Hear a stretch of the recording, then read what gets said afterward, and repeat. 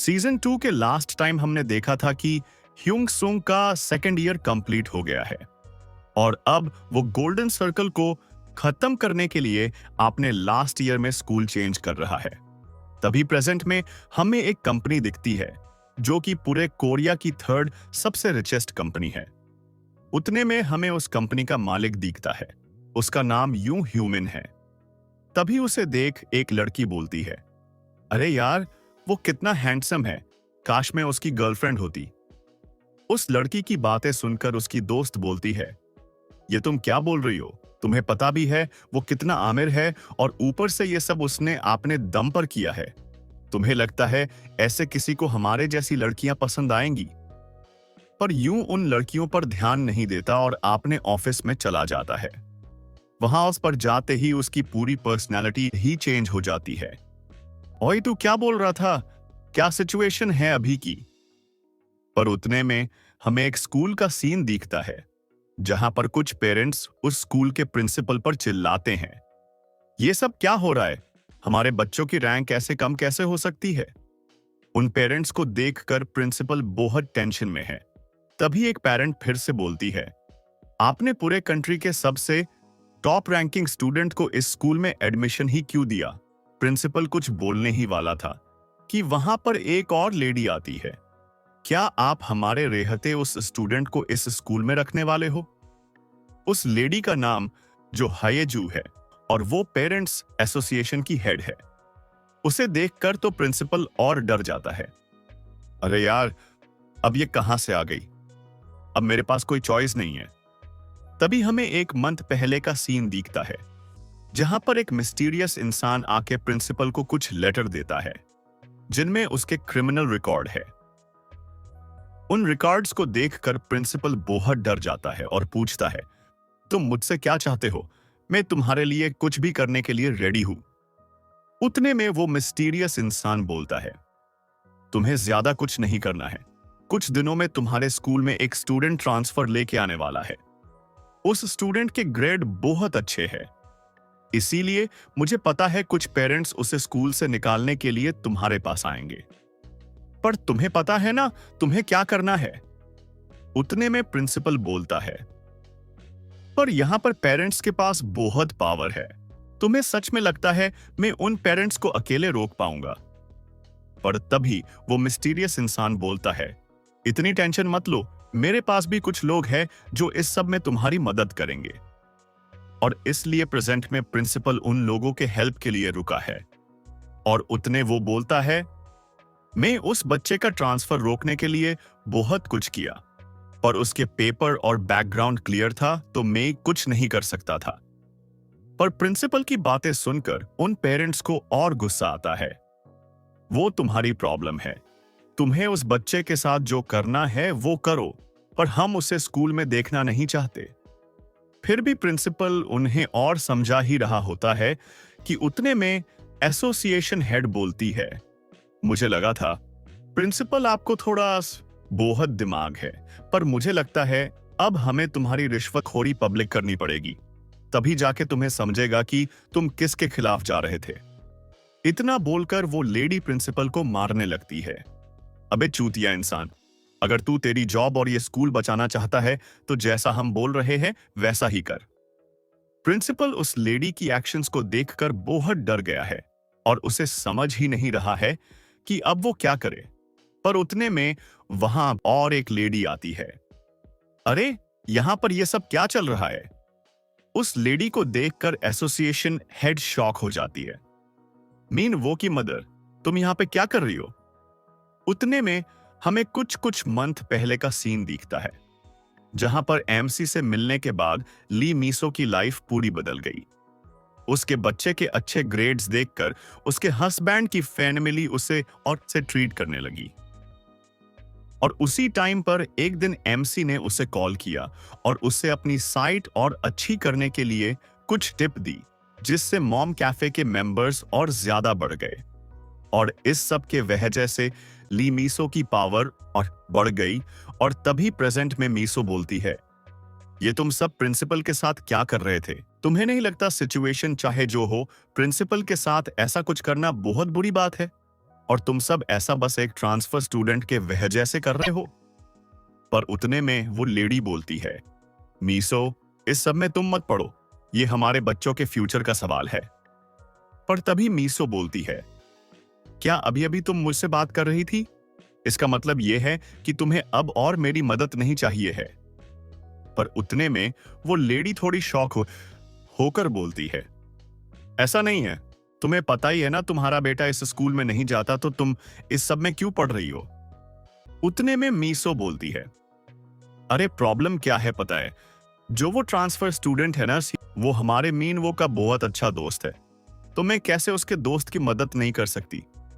पर तुम सबको डरने की कोई जरूरत नहीं है, तुम सब जो चाहे वो कर सकते हो, पर याद रखना उस बच्चे को मैं सपोर्ट करने वाली हूं।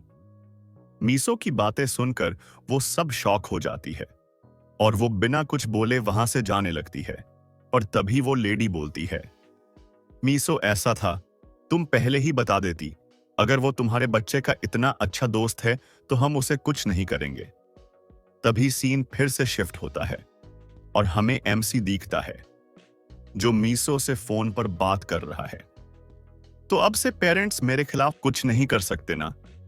उतने में दूसरे साइड से मीसो बोलती है, उनकी टेंशन तुम मत लो, उन सबको मैं हैंडल कर लूंगी, बस तुम मेरे बच्चे को पढ़ाते रहना और मैं तुम्हारे लिए कुछ भी करूंगी। इतना बोलकर वो फोन रख देती और एमसी अपने रूम से स्कूल की तरफ देखते देखते सोचता है, दसूंग मेरे हाई स्कूल, मैंने इसी स्कूल को ज्वाइन किया क्योंकि ये स्कूल गोल्डन सर्कल की सबसे एक्टिव जगह है, और अगर ऐसी जगह पर कंट्री का टॉप स्टूडेंट एडमिशन लेता है तो गोल्डन सर्कल चुप थोड़ी बैठेगा। पर अभी वो मुझे इतने आसानी से इस स्कूल से नहीं निकाल पाएंगे। पर इस सिटी में मेरे पास इतनी ज्यादा पावर नहीं, पर इस सब से क्या फर्क पड़ता है? मैंने इस टाइम का इतना वेट किया है, गंगनम जो मेरा रियल टारगेट था, अब मैं उसके इतने पास हूं। तभी सीन फिर से शिफ्ट होता है और हमें वो कंपनी हेड दिखता है। क्या किम ह्यूंग सुंग, जो हमारा पहले से टारगेट था, अब वो हमारे सिटी में है। इसका मतलब जिस ब्रोकर को हमने ये मिशन दिया था उसने इस मिशन को कंप्लीट नहीं किया, और उस ब्रोकर के बाद जिसे हमने ये मिशन दिया था वो अब वीआईपी कस्टमर्स को हैंडल करता है। उतने में उसका वर्कर बोलता है, यस सर, पर हमें अभी अभी न्यूज मिली है कि उस ब्रोकर ने भी उसका मिशन कंप्लीट नहीं किया, और जब हम ब्रोकर झुंग चंसो को पकड़ने के लिए उसके लोकेशन पर गए तो वो वहां से पहले ही भाग गया था, और अब हमें लग रहा है कि जुंग अब तक गोल्डन सर्कल की सारी इंफॉर्मेशन ह्यूंग को लीक कर रहा था। उतने में वो कंपनी हेड अपने जगह से उठ जाता है। उसे देखते ही वो वर्कर नीचे बैठकर उससे माफी मांगने लगता है। उतने में वो हेड उस वर्कर के सर पर पैर रखकर बोलता है, अबे तुम सब चूतिया लोगों को मैंने काम पे क्यों रखा है? तुम्हें ये सब समझने के लिए इतना टाइम क्यों लगा? उतने में वो हेड सोचता है, अगर इस सब के बारे में न्यूज या पुलिस को पता चला तो बहुत प्रॉब्लम हो सकती है, मुझे जल्दी कुछ करना पड़ेगा। पर इस बच्चे को देखो तो, इसने अकेले ही इतना कुछ किया और मुझे पता भी नहीं चला।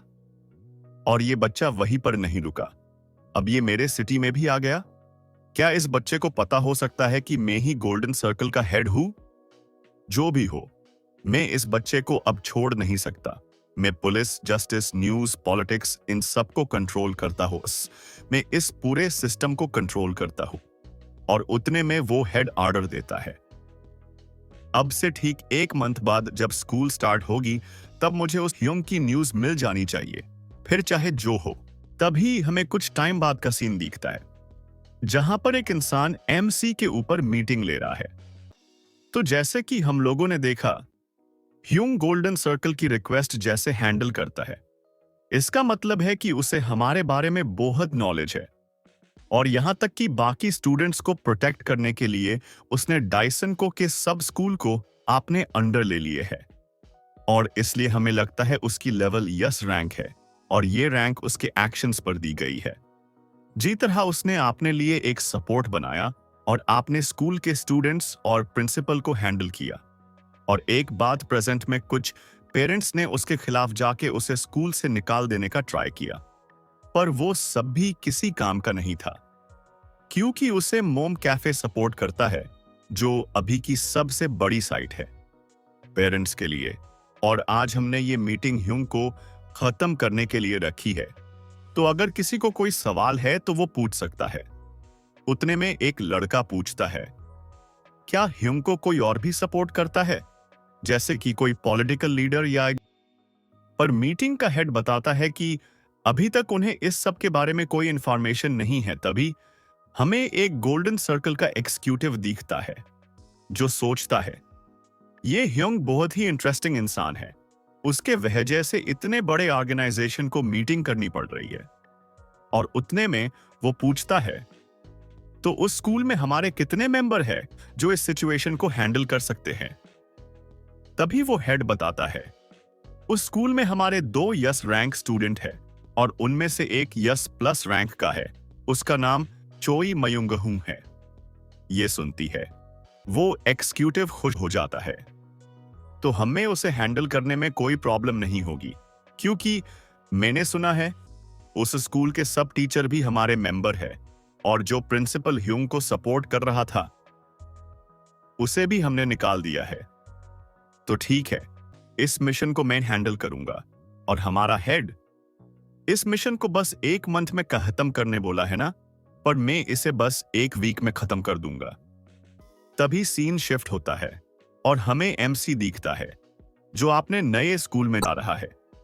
नई जगह देखकर एमसी को थोड़ा अलग तो लग रहा है, क्योंकि एमसी पहले बार अपने होम टाउन से बाहर आया है और वो जिस स्कूल में जा रहा है वहां पर पूरे गंगनम के टॉप रिच लोगों के बच्चे जाते हैं। तभी हमें क्लासरूम में एमसी दिखता है। उसे देखकर टीचर बोलता है, तुम सबने इस नए लड़के के बारे में सुना ही होगा, ये हमारे कंट्री का टॉप स्टूडेंट है।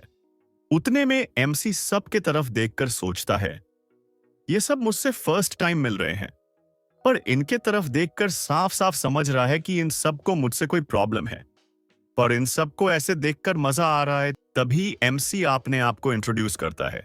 उतने में सीन शिफ्ट होता है, जहां पर अब एमसी अपने सीट पर बैठकर क्लास अटेंड कर रहा है। पर उतने में उसे देखकर टीचर बोलता है, तो तुम हो ह्योंग, जो हमारे कंट्री का फर्स्ट टॉपर है, तो ठीक है, तुम्हें टेस्ट करते हैं, देखते हैं तुम्हें यह प्रॉब्लम आती है क्या। तभी उस टीचर की बात सुनकर एमसी अपने जगह से उठ जाता है। मुझे इस अटेंशन की कोई जरूरत नहीं है। फर्स्ट लेक्चर से हर टीचर मुझे हार्ड प्रॉब्लम सॉल्व करने के लिए बोल रहा है, जिससे वो मेरी इज्जत निकाल सके। पर इस सब से क्या होगा? उन सबको पता है उनके स्टूडेंट्स के ग्रेड अब मेरे वजह से कम होने वाले हैं। तभी सीन फिर से शिफ्ट होता है और हमें दिखता है कि एक स्टूडेंट एमसी के कुछ दूर बैठकर बोलता है, ये क्या हो रहा है? ये चूतिया नंबर 1 स्टूडेंट हमारे स्कूल में क्या कर रहा है? तुम्हें नहीं लगता हमें इस चूतिया को सबक सीखना चाहिए? उसे देखो तो उसे देखकर लगता है कि वो कोई पागल इंसान है, इसके जरूर कोई दोस्त नहीं होंगे, और मैंने तो सुना है इसकी तो फेयर मिली भी नहीं है। उतने में वो स्टूडेंट एमसी के पास आके बोलता है, अबे चूतिया, तूने इस स्कूल में अपना ट्रांसफर क्यों किया? पर एमसी उसे कोई आंसर नहीं देता। उसे ऐसा देखकर उस स्टूडेंट को बहुत गुस्सा आता है। अबे तू क्या गूंगा है क्या? ठीक है, अगर तू ऐसे ही करना चाहता है तो देख अब मैं क्या करता हूं। इतना बोलकर वो स्टूडेंट खुद को ही मारने लगता है। ये सब देखकर एमसी बोलता है, ये तुम क्या कर रहे हो? उतने में वो स्टूडेंट बोलता है, मैं तुम्हें खत्म कर रहा हूं चूतिया। और तभी वो स्टूडेंट जोर जोर से एक्टिंग करने लगता है। देखो ये नया स्टूडेंट मुझे मार रहा है, कुछ कोई प्लीज मेरे मदद करो, नहीं तो ये पागल मुझे मार देगा। पर उस स्टूडेंट को ऐसा कुछ करते देख एमसी को घंटा फर्क नहीं पड़ता। पर तभी सीन शिफ्ट होता है और हमें टीचर ऑफिस का सीन दिखता है, जहां पर उस स्टूडेंट के साथ एमसी भी टीचर के सामने है। ये तुमने क्या किया? आपने पहले ही दिन एक बच्चे को मार रहे थे। पर उतने में एमसी बोलता है, टीचर मैंने ऐसा कुछ नहीं किया है, मैं सच बोल रहा हूं। तभी टीचर कुछ और स्टूडेंट की तरफ देखकर बोलता है, तुम सब वहीं पर थे ना? ह्यूंग सुंग ने ही गो डोंगसो को मारा ना? इस पर वो स्टूडेंट्स भी बोलते हैं, यस सर, ह्यूंग ने ही उसे मारा। उसे ऐसा कुछ करता देख हम तो डर ही गए थे। उन्हें ऐसा देखकर एमसी सोचता है, अभी तो मैंने कुछ स्टार्ट भी नहीं किया है और देखो तो ये सब फर्स्ट दिन से ही मेरे पीछे पड़े हैं। इसका मतलब गोल्डन सर्कल को मेरे बारे में सब पता चल गया है। ठीक है, तो देखते हैं आगे ये और क्या क्या करते हैं। तभी प्रेजेंट में एमसी बोलता है, टीचर, ये दोनों तो उसी के दोस्त हैं, ये तो उसी की साइड लेंगे और अगर मैंने सच में ऐसा कुछ किया है तो आप कोई और विटनेस कलेक्ट करो, फिर मैं आप जो बोलोगे वो पनिशमेंट लेने के लिए रेडी हूं। पर उतने ने में एमसी की बात सुनकर टीचर बोलता है, तुम्हें ये सब बोलते हुए थोड़ी भी शर्म नहीं आ रही है? और मुझे डोंगसो की दोस्तों पर भरोसा है और मुझे कोई फर्क नहीं पड़ता कि तू कंट्री का टॉपर है या कुछ और। पर एमसी टीचर के बातों पर ध्यान नहीं देता और अपने फोन से पुलिस को कॉल करता है। पुलिस का नाम सुनकर टीचर और वो स्टूडेंट दोनों डर जाते हैं। तुम ऐसा नहीं कर सकते, ये स्कूल का प्रॉब्लम है। तुम्हें क्या लगता है पुलिस तुम्हारी साइड क्यों लेंगे? उतने में एमसी बोलता है, ये एक स्कूल वायलेंस का केस है तो हमें पुलिस को बुलाना पड़ेगा। और एक बात, मेरे पास कुछ एविडेंस भी है। मैंने जो जो हुआ है वो सब इस कैमरा में रिकॉर्ड कर लिया है, क्योंकि मुझे पहले से लगा ही था कि आप मेरी बात नहीं सुनोगे। उतने में सीन शिफ्ट होता है और हमें दिखता है स्कूल में अब एक पुलिस वाला आ गया है और वो एमसी से उसका कैमरा पेन ले लेता है और वो पुलिस वाला उस स्टूडेंट को देखकर बोलता है, तुम ऐसा कुछ क्यों कर रहे थे? तुम्हें पता है अगर ये मैटर आगे जाता तो मुझे तुम्हें अरेस्ट करना पड़ता। फिर वो पुलिस वाला टीचर की तरफ देखकर बोलता है, सर, आपको भी किसी भी बच्चे के बात में ऐसे नहीं आना चाहिए। आपको समझ रहा है इस सब के वजह से ह्यूंग के ऊपर क्या असर हुआ होगा। ये सब उसके साथ स्कूल के पहले दिन हो रहा है तो वो आगे स्कूल में कैसे रह पाएगा? उतने में नई प्रिंसिपल बोलती है, डिटेक्टिव, हमारे टीचर को इस बार माफ कर देना और मुझे पक्का पता है हमारे टीचर का ऐसा कुछ करने का कोई इरादा नहीं था और आपके कहने पर मैं उस स्टूडेंट को भी कुछ पनिशमेंट दे दूंगी और मैं आपसे वादा करती हूं कि वो स्टूडेंट ऐसा कुछ नहीं करेगा। पर उतने में डिटेक्टिव बोलता है, पर प्रिंसिपल, यहां पर इतने न्यूज वाले हैं तो मुझे कोई ना कोई तो एक्शन लेनी ही पड़ेगी, आप समझ सकती हो ना? तभी प्रिंसिपल एक्टिंग करने लगती है, डिटेक्टिव, मैं सब समझ रही हूं, पर आप समझ सकते हो ना, हम वैसे किसी को हमारी स्कूल में एडमिशन नहीं देते, पर इस बार के ट्रांसफर के वजह से हमारे ऊपर बहुत प्रेशर है, पर फिर भी हम आगे से ध्यान रखेंगे कि ह्यूंग को कुछ ना हो। तभी डिटेक्टिव बोलता है, देखा ह्यूंग, अब सब सॉल्व हो गया है और जिसने ये सब किया है उसे पनिशमेंट भी मिलने वाली है। उतने में उन्हें देखकर एमसी सोचता है, ये कितने घटिया लोग हैं, इन्हें सच में लगता है इनकी एक्टिंग मुझे समझेगी नहीं। पर इन्हें देखकर मुझे मेरे पुराने स्कूल की याद आ रही है। पर जैसा मैंने सोचा था, पुलिस और स्कूल दोनों मिले हुए हैं। सच में ये लोकेशन गोल्डन सर्कल का होम टाउन है। तभी एमसी बोलता है, मैंने कब कहा कि ये मैटर सॉल्व हो गया? पर देखो तो यहाँ पर पुलिस और स्कूल वाले मिलकर मेरे लिए मांडोली कर रहे हैं। तुम सबको सच में लगता है मैं तुम्हारी बातें मान लूंगा? एमसी की बातें सुनकर प्रिंसिपल और डिटेक्टिव दोनों डर जाते हैं। अरे, हम तो बस तुम्हें बता रहे थे और तुम्हें नहीं लगता आपने पहले दिन तुम्हें तुम्हारे प्रिंसिपल की बात सुननी चाहिए? तभी एमसी बोलता है, मेरे बारे में इतना कुछ सोचने के लिए थैंक यू, पर आपको नहीं लगता इस सब का फैसला कुछ बड़े लोगों को मिलकर करना चाहिए? ये बोलती है। वहां पर एक बड़ा सा इंसान आता है।